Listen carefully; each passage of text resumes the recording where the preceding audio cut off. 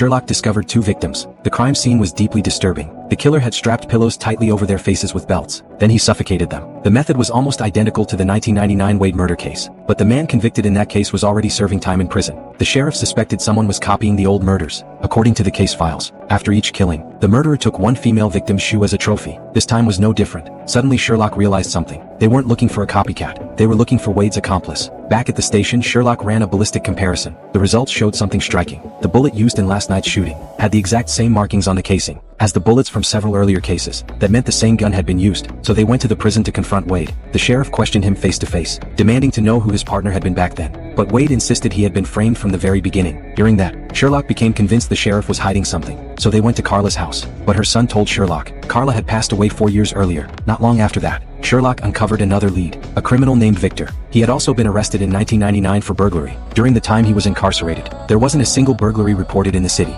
3 weeks ago he had just been released, and the break-ins immediately started up again. Sherlock went to his residence to investigate. While he was searching the place, the sheriff called. Another murder had taken place in a mansion. The same method had been used. I think I might be able to tell you where the murder weapon is. When Sherlock arrived at the scene, he found that a visiting guest had also been killed. The killer clearly hadn't known there was someone else inside the house, so he fired from 20 feet away. At that moment, a detective called, saying Victor had been brought in for questioning. Victor Nardan, think fast.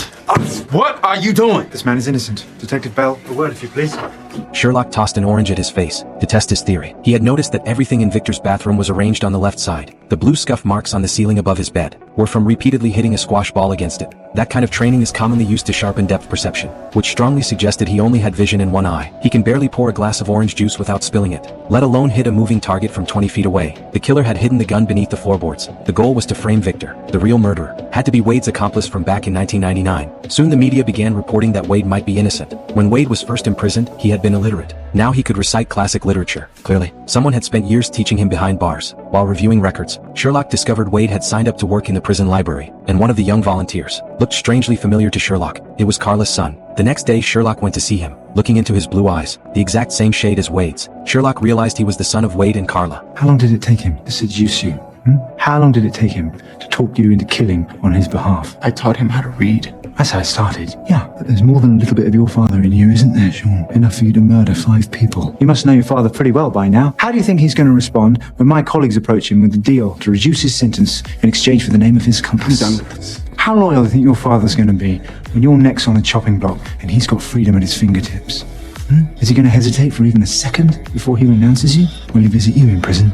Hearing those words, he began to waver. In the end, he confessed to the truth. When the sheriff produced the 3 high heels that had gone missing in 1999, Wade finally realized his plan had completely fallen apart.